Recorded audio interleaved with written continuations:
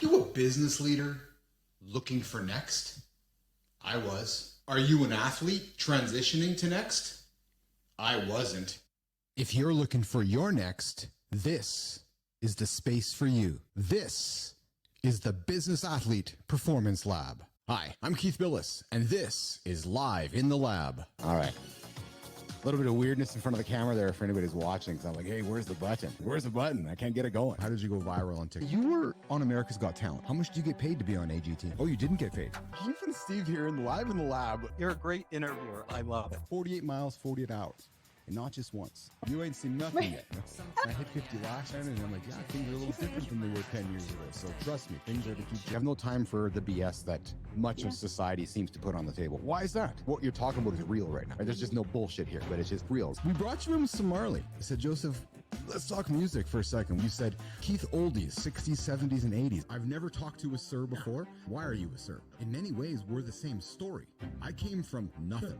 You came from nothing. I think the old saying goes that if you want a trophy, you climb Everest. If you want respect, you climb K2. I've built an AI myself, and it's pretty fascinating when you can have a conversation with yourself with your own knowledge. Have you done that before? Why are we rushing to make these tools if they're all they're going to do is hurt humanity? Does the world need an Oppenheimer moment with AI? What a fun show.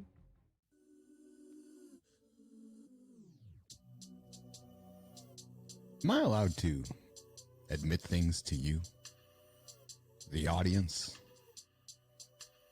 BAPL Nation, all you business athletes out there, am I allowed to admit myself to you? How I'm feeling right now? I guess I wouldn't be real if I didn't. How am I feeling, you're wondering? Why the long pause, you're wondering? What's going on, Keith? I'll tell you. I don't know. I'll just ask this question. Am I serving my audience with the route that I'm taking right now with you guys? By being honest, by being authentic, by questioning my feelings right now, my emotions. Is this a great day or a less great day? I don't know. It's Wednesday. It's hump day. It's yoga day. It's active recovery day. And I think that's the problem, actually. Now that I say it out loud, because I gotta be honest with you. I gotta be honest with you guys right now, BAPL Nation. All my BAPLetes out there. I wasn't feeling it this morning. I wasn't feeling it. But you know what? Regardless if you're not feeling it, you still gotta go. You still gotta get out of bed. You still gotta go to work. You still gotta brush your teeth. You still gotta walk downstairs, lift those weights. Get the heart moving. Get the mind moving. Get the body moving. Get your strength. But I wasn't feeling it. Because I knew it was rest and recovery day today. Deep down. Yoga day today. I wasn't going to get the heart rate up. But I wanted to. Upon reflection. But I didn't. I held back. And I think as I reflect with you, my fellow BAPLetes, my teammates, perhaps that's what's holding me back today. So now I have to mentally think about what's going to make this show great. What's going to make me great for you? Was it just recognizing and having that awareness that that just happened? You know those days where you're just sitting there and you're going, how am I going to get started today? How do I get started? Am I ready to be vulnerable with my family or with my friends or my colleagues at work? Or am I just going to hide it? It's what I wrestled with before I sat in the chair this morning. I love this chair. Don't mistake that. I think you can tell I love this chair. And I think you can tell I love where we're taking this thing. So, I'm back. I have that awareness. I'm in the moment. The tunes are flowing. The mouth is rolling. I got a great guest on screen. Because we're here to entertain and inform. But that's exhausting in itself. It's funny, I was talking with our guest last week, Matt Rouse. He wrote a book on edutainment. And I wake up some days thinking, I'm an entertainer. I'm here to entertain you guys, keep you guys listening without tuning out. ideally tuning back in day after day, my fellow BAPL Nation.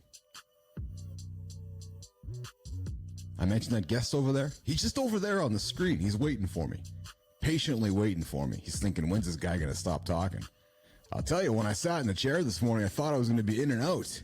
But then as I started talking, I had that awareness, and I was like, it's because I held myself back today. I held myself back today so I can go harder tomorrow, and harder on Friday, and harder on Saturday, before I rest again on Sunday. I had active recovery day always planned for today. But I guess I just wanted to go harder. I wanted to Goggins it. And I had to pull back. And as I reflect upon it, perhaps that has been the most difficult part of my morning, has been holding back.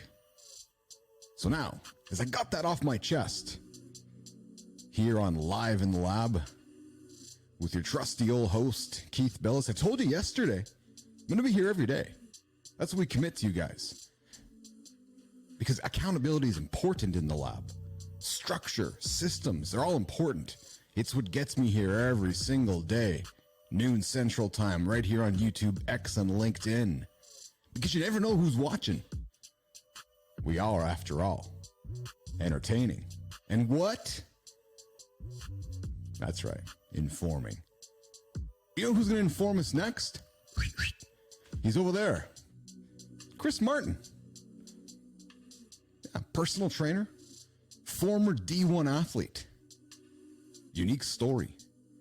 Started a training business through the pandemic. I'm flicking my Mac over there again. Trying to flick the touch screen there. It ain't working. But I'll tell you what's working. We're going to have a great conversation coming up with Chris Martin. He's going to join us. Less brunches, more crunches. That's his tagline. Talk about branding. Chris Martin. Chris. What's going on? What's going on? I'm excited to be here, and I appreciate you having me. Thank you for being here. I saw you nodding during the opener. Were you being entertained? Do you get the perspective of the show? Yeah, no, I was just watching Goggins earlier today. I love Goggins. When you said Goggins, that kind of touched me a little bit.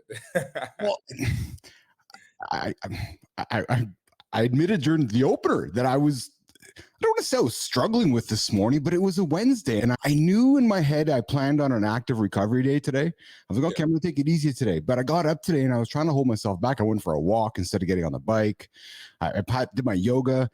But I'm telling you, Chris, it was just in my head. And I'm like, why didn't I get my heart rate up? I didn't get my strength up. And I was actually pissed off about it, to be honest with you. And then I started talking with my colleague and I saw a message. And I'm just somebody who sits down in front of so when I do my show, the audience knows this. When I do my show, I literally sit down, put my headphones on, flip open Epidemic Sound, and pick a track and just start talking.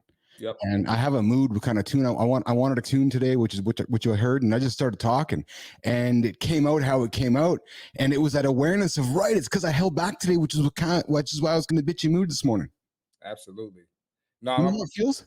Yeah, I'm glad you said that because yesterday I usually take my day off on Wednesday, and I was so tired yesterday before my workout, and I was like, I'll just take off on Tuesday, and I was like, nope, you got to get up, get to work.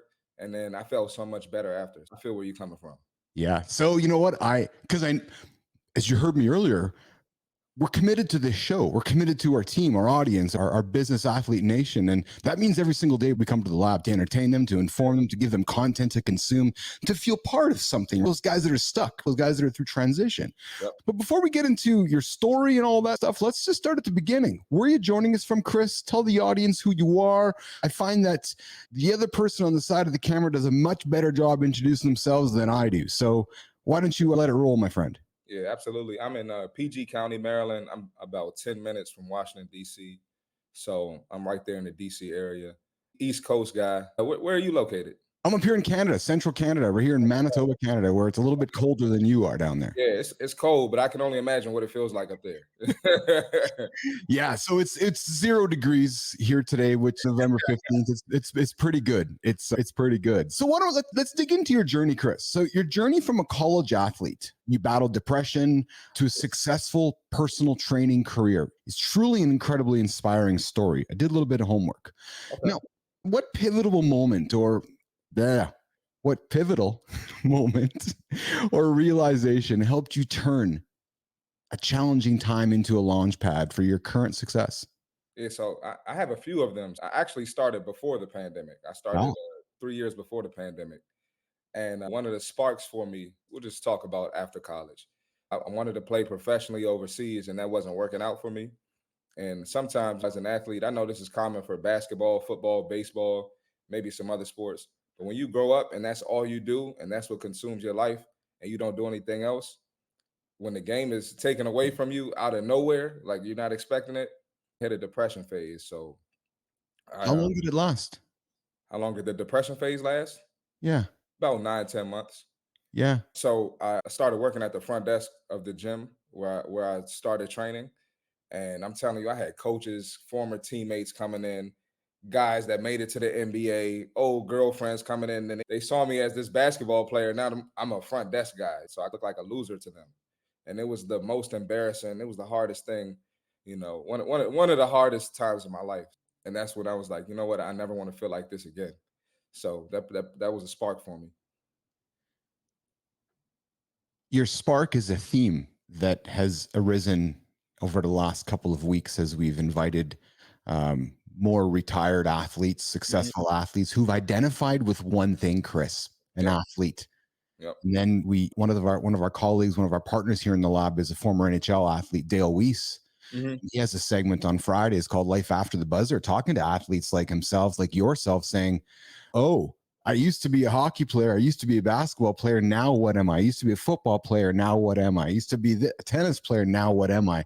You went through exactly that phase, didn't you? Absolutely. And one thing my father said to me coming out of college, he was like, "Look, if basketball doesn't work out, you're still a great guy. You're my son. I'm always going to love you, whether you play basketball or not." And that kind of lightened up the mood a little bit to where I was like, "Hey, I can still do something else." And but yeah, it's hard when you're attached to that sport and you've done nothing else. No matter what lane I went in, I was a little bit nervous, and so luckily, personal training fell in my lap. Yeah. So you Mhm. end up at the gym. So let's go through the story then. You end up at the gym. Your term. I'm a front desk guy. Yeah, Uh, and your term, you felt like people thought of you as a loser. yeah. Oh yeah, they did. Yeah, absolutely. That's Oh not yeah, they did. what I thought. It's what I know. Yeah, That's hilarious. So it's okay. Let's go down that path. So they think you're a loser. You're like, the hell with that. I'm not a loser. I'm an athlete. I'm a successful dude. What did you do when you went home and reflected on the fact that they thought you were a loser? so I knew every day I got to work on my next move, right? Yeah. Because if I became successful, I know basketball wasn't a waste. If I become a loser, basketball was a waste, right? Mm. So what I did was I used my degree at the time to go on any job interview. I got my degree in sports management. Some were sports teams, some were it's in a school of business. So I went on to different businesses, went on interviews, got rejected on all of them. So that was one thing. One thing that kept me sane was working out every day. When you work at a Yes. gym, you get a free membership. And I was still pursuing basketball, talking to different agents. And as I'm in the gym every day, this trainer kept coming up to me. He was like, "Bro, you need to be a trainer." He was like, "You already athletic. You're in here every day. You're committed." He was like, "Just be a trainer." And I kept telling him no. Finally, I told him yes, passed the test. He got me a discount on the certification for $150. Certifications are usually like $1,000. So that was a steal. So I don't even know why I kept saying no to that. But anyway, what I did was before that, I missed out on something I wanted to mention. When I worked the front desk, I switched my hours to overnight when no management was there, nobody was there. So all I did was work out and study for my personal training test while I was on the clock. So that's a valuable tip. Yeah. Like it really is. That's a tip / technique for the audience, right? Like you have the awareness to say, okay, if I can work overnight, I can do much more than just having to work. And Absolutely. good on you for figuring that out. Yeah, so my friends, like whenever they wanted to do stuff, I'm like, no, I'm working. They're like, why are you working at night? That's weird. Da, da, da, da, da, da, da. Yeah. You know how it goes. So, but you can't get caught up in that. When you got a vision, you got to go. You got to be locked in. You got to stick with it. Just straight tunnel vision. And once I got the certification, I basically built my business off of all my basketball contacts. So, former teammates, girlfriends, their parents, their siblings, grandparents, aunts, uncles, cousins. And that built the foundation of my business using family members of my former teammates and basketball connects. You weren't afraid to use your clout. Exactly. Good for you. Some would call it network. Some would call it influence. Yep. You just weren't afraid to pick up the phone and say, hey, here's what I'm doing. Let's do some business together. Yep. And social media, just posting every day. So talk about that. Talk about how you grew your brand across social media and how you grew your business on really Instagram, LinkedIn. I'm sorry, Instagram and YouTube. Mostly Instagram. Yeah, mostly Instagram. Yeah. And that sucked at first. I'll be honest with you, because like I said, you grow up as a basketball player. People used to be posting highlights, pictures, playing against the high major schools. And so when I first started posting training, people made fun of me. People were like, oh, you're a bodybuilder now. And a lot of negative comments, like people legit laughing at me, put me in a group chat, making jokes. There was not a lot of support at first, including family. Family, when are you going to get a real job? Is this sustainable? Are you going to be okay?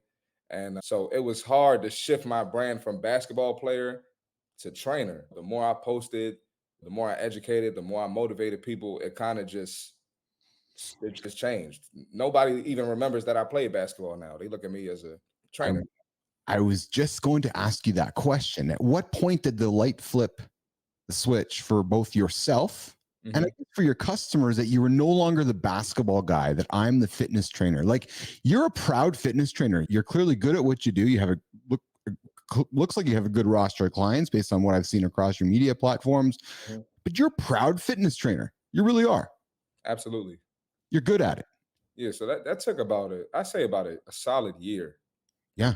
Of consistency and consistently posting before the perception of Chris Martin changed, and I became C Marty Fit, and I became less brunches, more crunches. So I had to hammer it down their heads pretty much. I noticed that less brunches, more crunches, and I want to get to that in a few moments. But what are some of the common misconceptions about getting in shape that you frequently encounter as a passionate fitness trainer?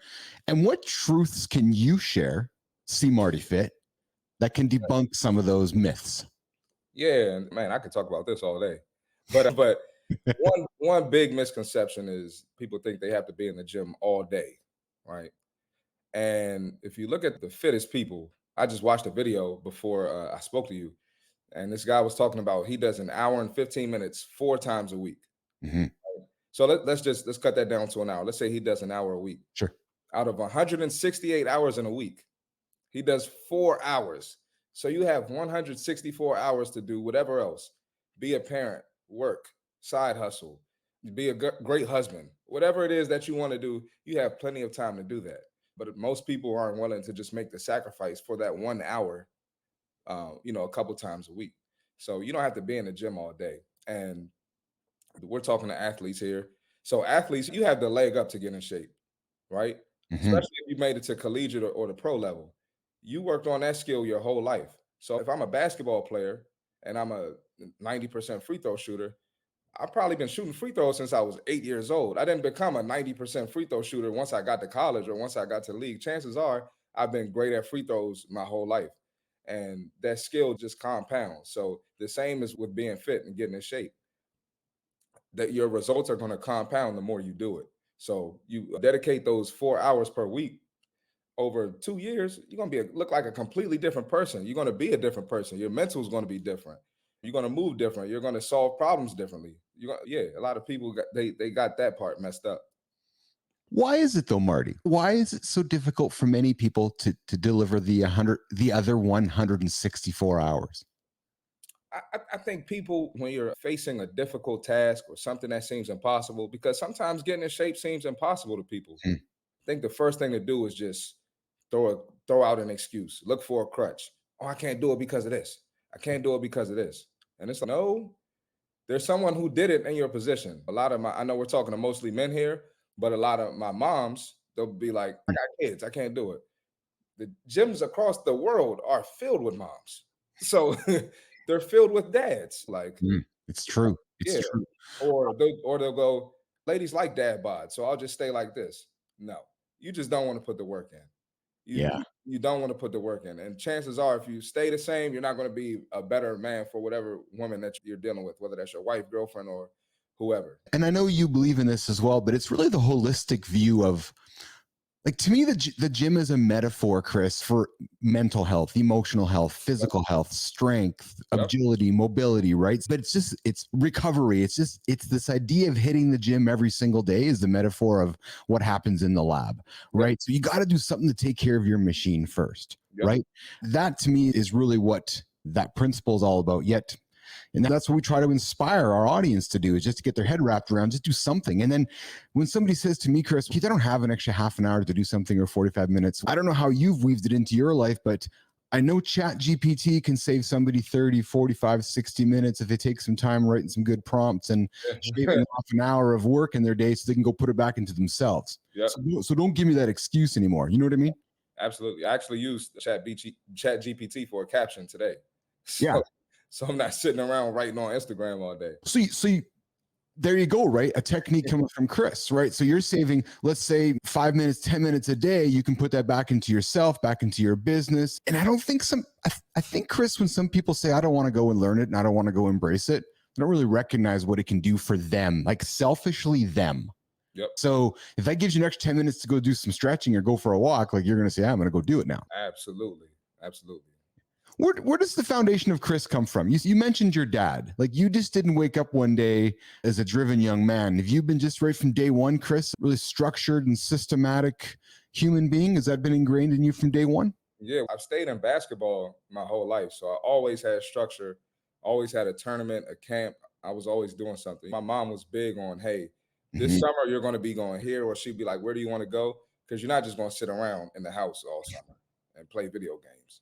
So I'm always used to doing something. I don't even feel right sitting in the house watching a TV show that I like. Sometimes sometimes I'm like, all right, you can relax for an hour, Chris, but get back to work. But yeah, it's just always doing stuff. And then when I was in college, one of the schools I went to, they kept us busy. They kept us busy all day. It was crazy, man. Like, I'm talking from 7 in the morning when I'm up to 9 o'clock at night. I have a full schedule, and that kind of instilled that structure in me as well. And a lot of people don't have the luxury of playing sports. They don't get that young. Mm-hmm.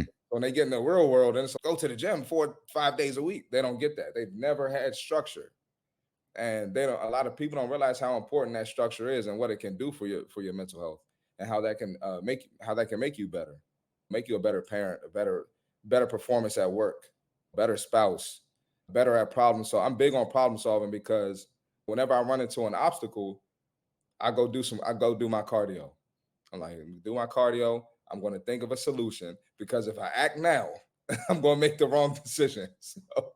So I go do my cardio. I might even take some notes during my cardio, and I feel much better after, and I can come to that right conclusion.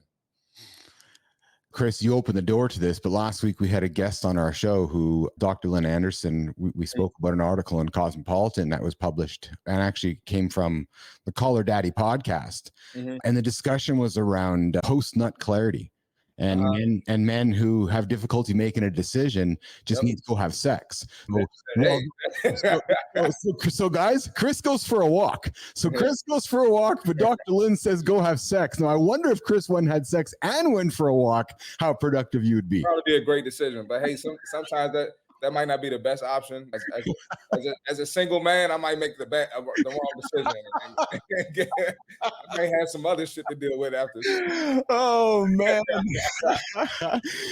So You're into providing solutions, and I like that. It's a great way to think about this. So let's think about our audience then, Chris. Our audience is retired athletes, former athletes, business leaders that are stuck dealing with transitions, right? Dealing with transitions in their careers. Now, you alluded to this a little bit in the conversation earlier, but what specific strategies, solutions, or routines would you recommend to these guys to maintain a mental and physical well-being during the transition? You've been training your whole life, and I think some guys just want to say, fuck it, I'm done lifting, I'm done going to the gym, I'm done mentally, I just want to go sit and do something else. But yet you're like saying, no, don't do that. Yeah.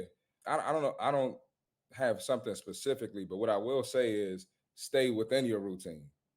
So a lot of people, if whether that's financial, business related, relationship, a lot of people will fall off. They might cancel a training session. They might cancel a business meeting. They might cancel something with the spouse or with the family. And I'm big on staying in that routine. Like I pride myself on when times get tough, I'm still going to go to the gym. I'm still going to have great energy for my clients. I'm still going to do my podcast with great energy. I'm still going to be a great son. I'm big on just staying in your routine. I don't ever want anyone to be able to read my emotions. A lot of times when I'm in that mindset, things get better. I end up solving a problem, and I'm a Christian too. I'm not the holiest person. I say a couple cuss words every now and then, but Yeah.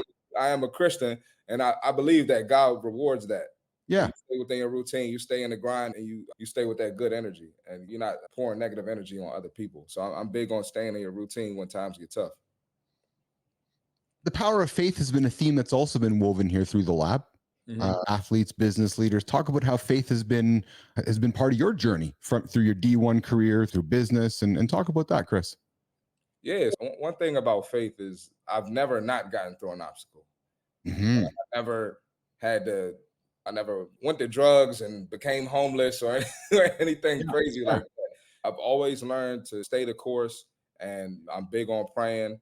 I'm big on talking to God every night, and that's definitely helped me. And one thing too, read some Bible verses, read some scriptures, look at some of the stories in the Bible and how people overcame things with their faith, and even small things like my TikTok account.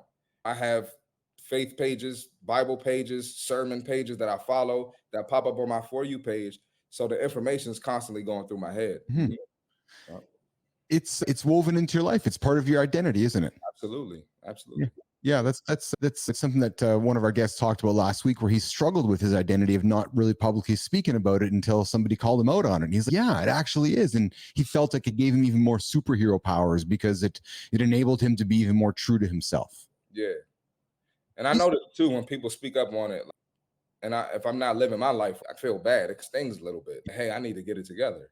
Yes. I can have that effect on people too, with as far as talking fitness and solutions to your problems.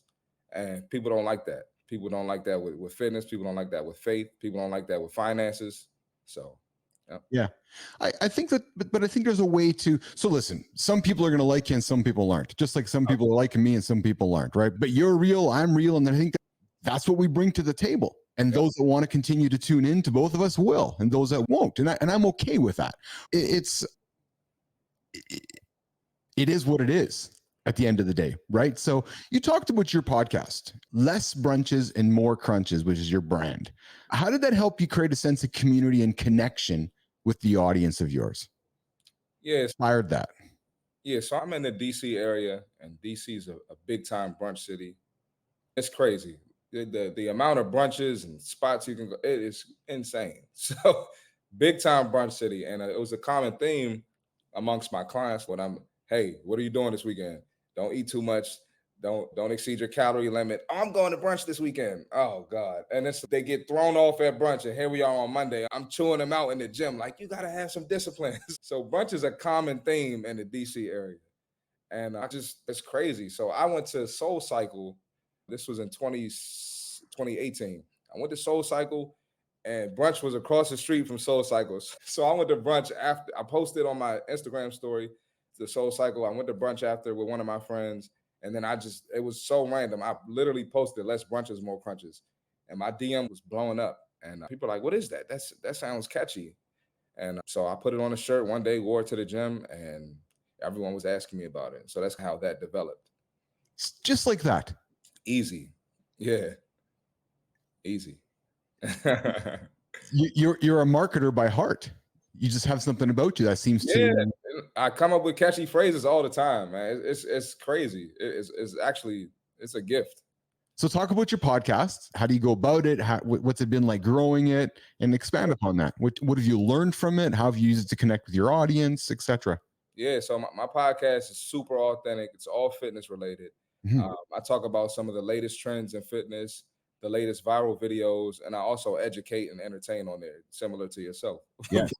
But it's all over the place. I'm talking about gaining weight, building muscle, quick fixes that are just dumb, and it's all over the place. But I started the podcast, and I was six and a half years into training, and no, I was 5.5 years into training, and I've dealt with people. I've lived in the DC area. I moved to LA right before the pandemic, not knowing the pandemic was going to happen.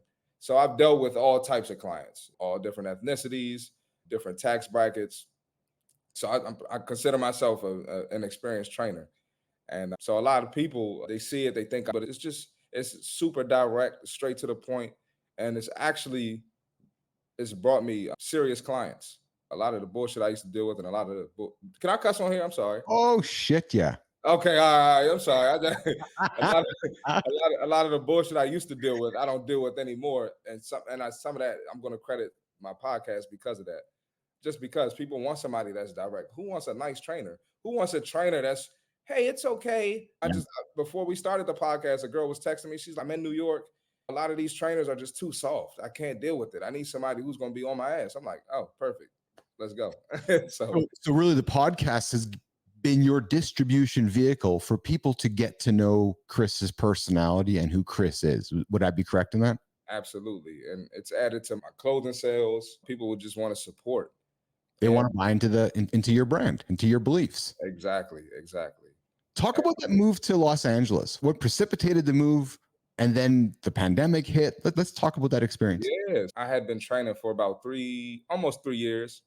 And I was 26 at the time. No kids. Still don't have any kids. No serious relationships. So I was like, you know what? I'm going to try this. I'm going to do something different. Worst case scenario, I can come back home. I went out there. Things were going really well. I started working with, it was random. I started working with Kevin Hart's brand. At the time, he started a supplement brand. I did a couple commercials for him. I even was on Zoom with Kevin Hart. I was in the process of starting a gym with some people. Everything was going well in Cali, and pandemic hit, and all those opportunities faded away because a lot of people don't know LA was the most shut down city in the US. Cities were opening back up. People were going to the gym, even if it was like at a lower capacity. LA wasn't opening. The gym was shut down for a full year. And me being new out there, I needed the gym to even post content, build my brand. So that was tough.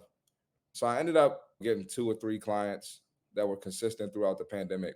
But other than that, I was just doing DoorDash and working on my content. And it humbled me, man, because like I said, stuff was going pretty well out there.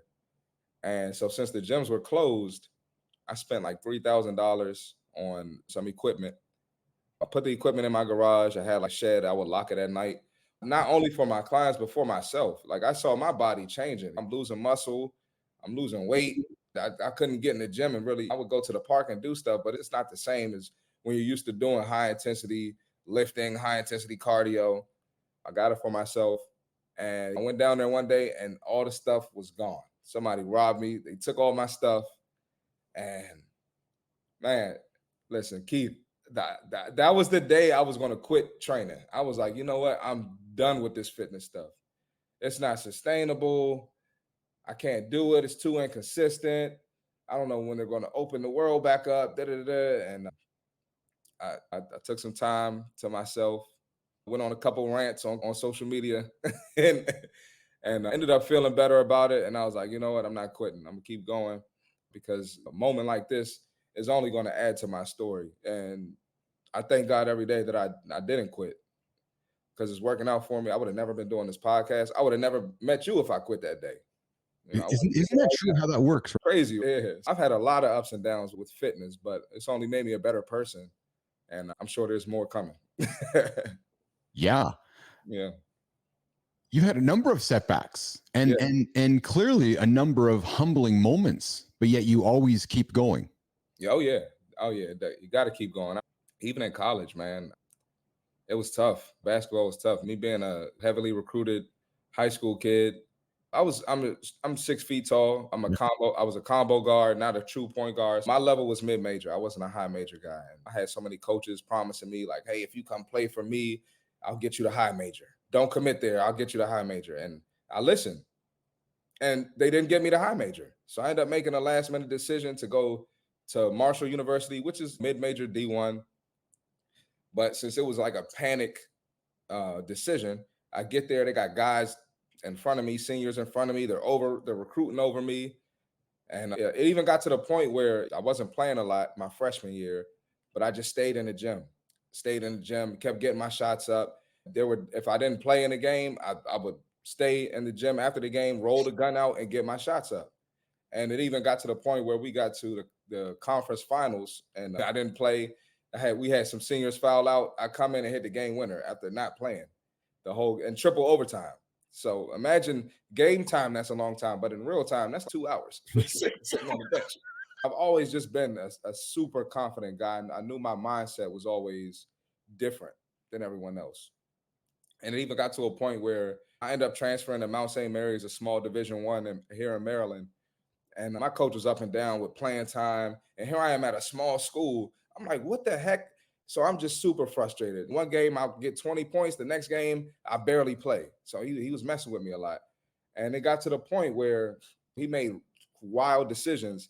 And he decided to bench me for the last 10 games of the season. He said the team wants to go in another direction.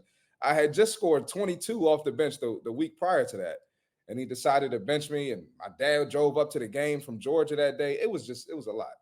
Yeah. And when I went to practice after that, I was like, you can fold and you can let these guys know that they affected you, or you can show up every day, be the best guy every day, and make coach feel stupid about it. And I showed up every day.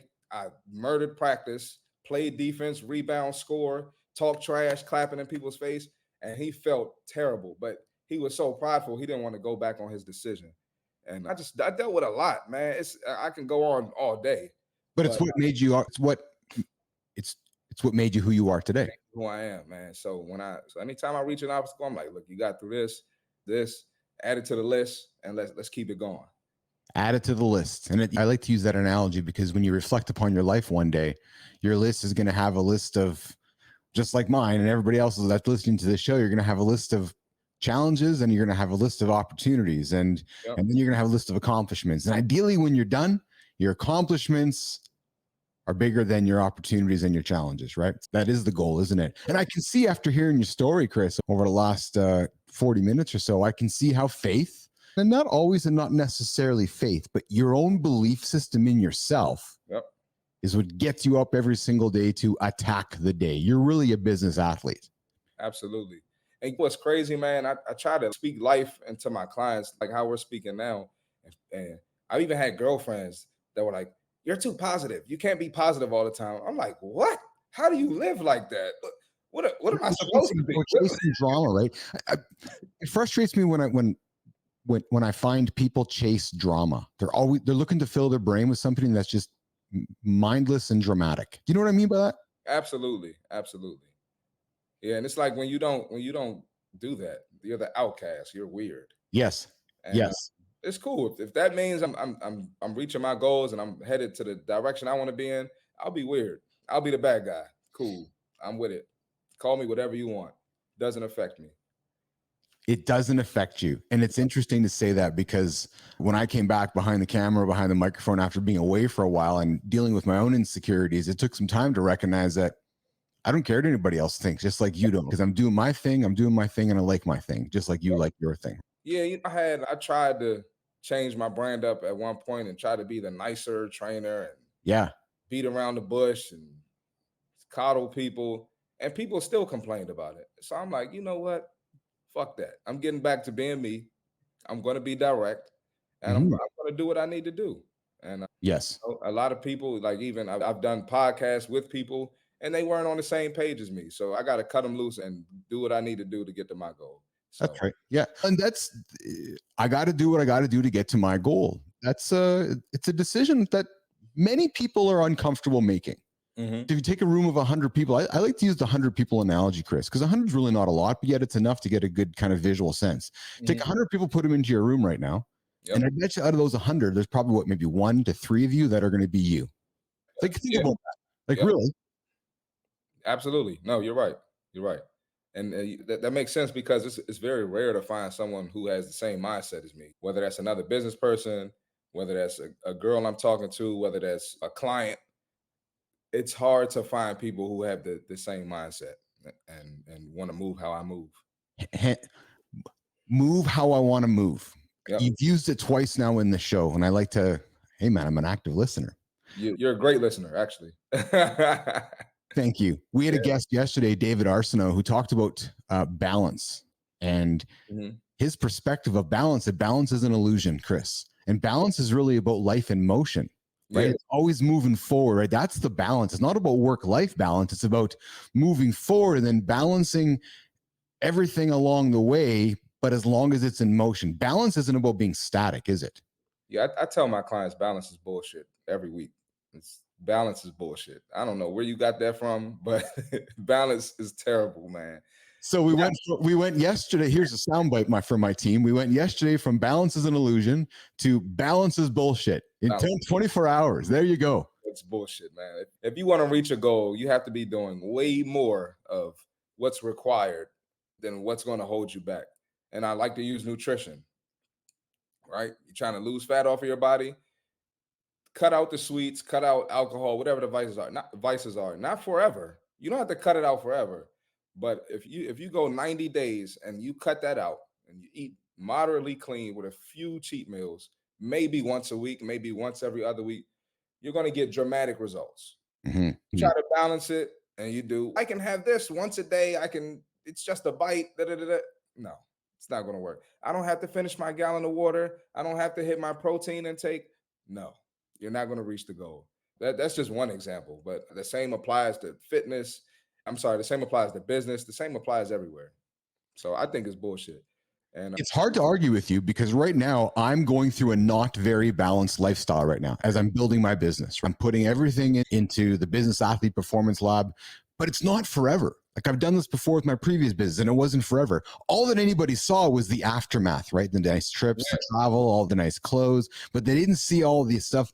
Because then once you get it to a place, then you can build that fluid balance back in. But my balance right now is upward trajectory. It's active, it's proactive, it's living, it's moving forward, it's attacking every single hour like it's my last. That's balance for me right now. You're attached to it every day and every moment of the day. Yes. And I tell clients all the time, I'm like, when you leave the gym, you still have to be thinking about your goal. It can't just be, I'm only thinking about my goal for 60 minutes at the gym. No, you need to be thinking about it when you wake up, lunch, dinner, when you thinking about using the elevator. No, I'm gonna use the steps.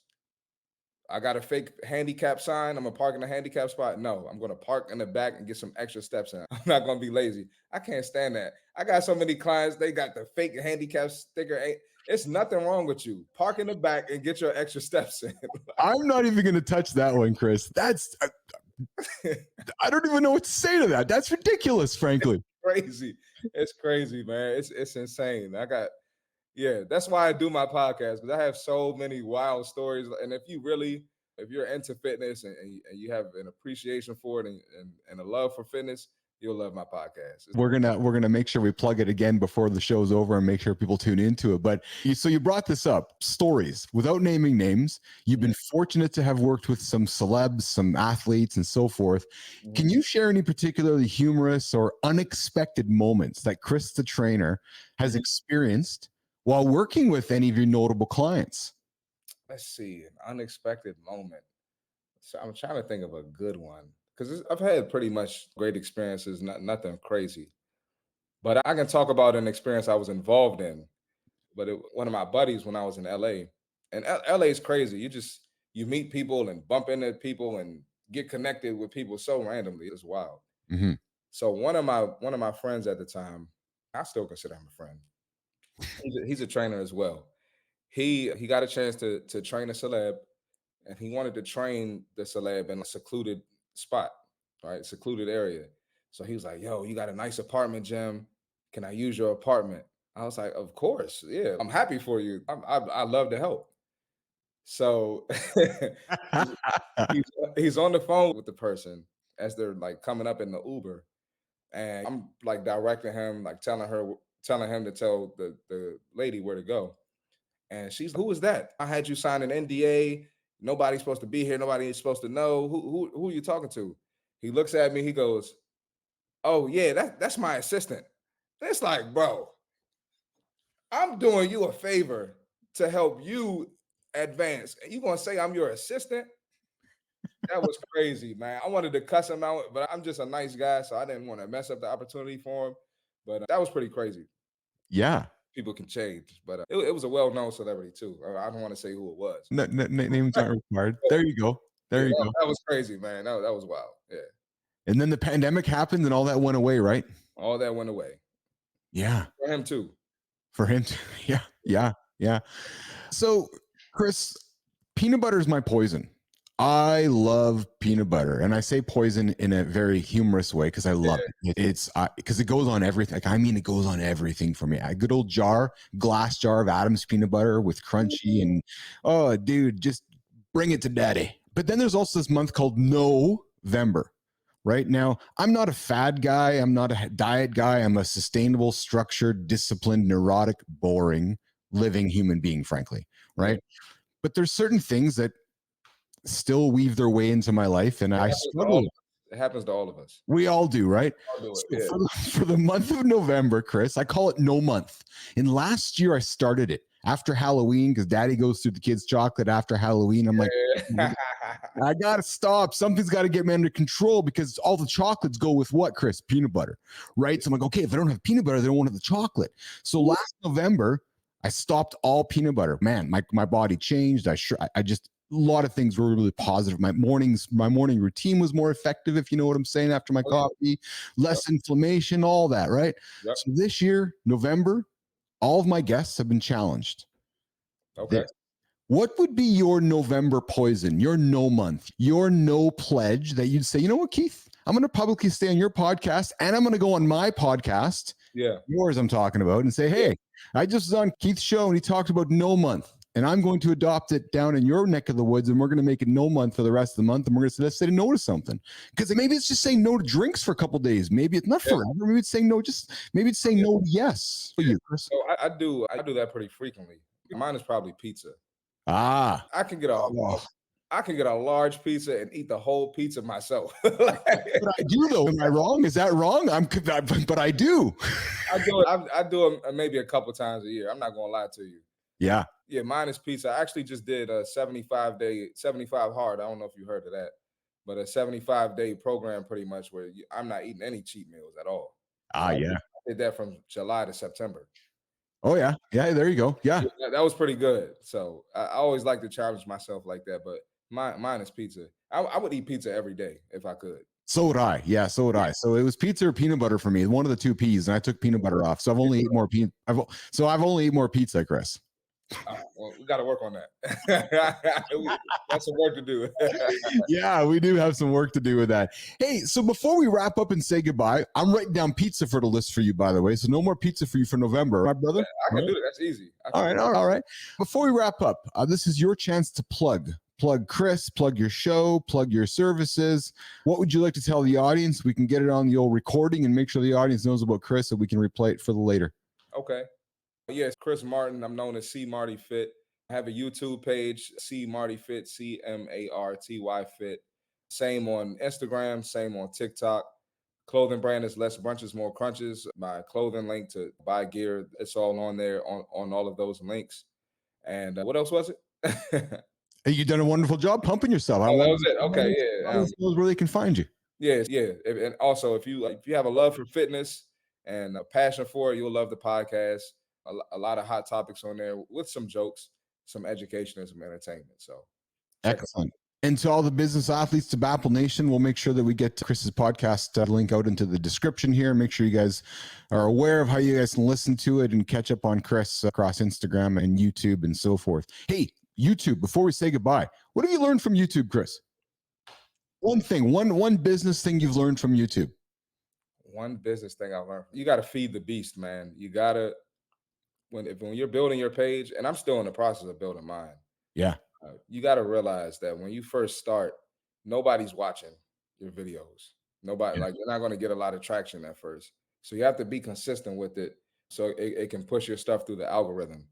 And once you start to catch some traction, all the old videos, that's going to pop up on people's feeds too. So they're going to watch the old videos at some point. Right. But you can't let that discourage you in the beginning. Right? A lot of people be like, I didn't get a lot of views at first. Yeah, you're just starting. It's not. What do you expect? You think you're just gonna wake up and be Mr. Beast? And, oh shit, Chris! You just wrecked the rest of my Wednesday. I'm sorry, man. Look, I got to be honest with you. I watched the podcast with Mr. Beast, and he pretty much said, like, if you don't have 500 videos posted, don't complain about anything. And so when he said that, that kind of sparked me to spark. That's the word we've been using all day. But, yeah. Yeah. That gave me a spark to really go harder and really put a lot into my YouTube. And it's grown a lot in the past like few weeks. It's growing rapidly. And it's like compounding almost. So it's pretty cool. That's spectacular. So we're, as I told you, we go live every single day, Monday to Friday. So we're plugging content onto YouTube every single day. That's how you got to do it. Yeah. And we're generating enough content where we're going to launch a 24-hour stream where you can just tune into BAPL 24/7 and just watch our content live. And because we're making an hour a day, Chris, plus all the extra stuff, right? So we're making a lot of content here in the lab. And are you doing short clips too? Yeah, we are. We're doing shorts, and then we're going to add some other segments. I'll tease something to the audience if I can. So yeah, I really want to. I'm thinking. So I'll be honest with the audience. I hate the fact the audience is probably sitting down listening to this right now. Fuck, get up and move. Go for a walk or go run or go do something while you're listening to our show. So I'm thinking about trying to maybe pre-package up some walking or hiking playlists. You know what I'm saying, Chris? With some music in the background, but give the audience different ways to consume the content, because that's part of the philosophy here, right? Is getting moving. And if you can do if you can kill two birds with one stone, then why wouldn't you? You know what I'm saying? I watch a lot of content when I'm in the gym. Yeah. I'm on the Stairmaster treadmill. There you go. Yeah. Content. Yeah. Awesome. See Marty Fit, Chris Martin. Thanks for joining me live in the lab today. Thanks for having me. Wonderful guest, wonderful conversation, great learning, some great laughter. I'm going to throw you over into the green room while I look back at this camera and say goodbye to the audience and come back and catch up with you for a couple minutes before we say goodbye. Does that work for you? Sounds good. Awesome. Thanks, Chris. I'm going to do this. Bring me over here. Bring me over there. Oh, no, that camera is already dead. Look at that. Batteries die quick, it seems like. Hey, so Keith here, wrapping up the hour, as we always do here live in the lab. And that just pulls the music up. Yeah. I always need to have tunes. It's just sound. Music's a soundtrack to life. You've heard me say it time and time again. So Wednesday, hump day, active recovery day for Keith. Yesterday was Chris's See Marty Fit. Tuesday was his active recovery day. Don't forget to take those active recovery days. You gotta keep you going in the long term. We're big fans of longevity here in the lab, right? Longevity. Balance is an illusion, or balance is bullshit. Depends on which way you want to look at it, but you always got to be moving forward.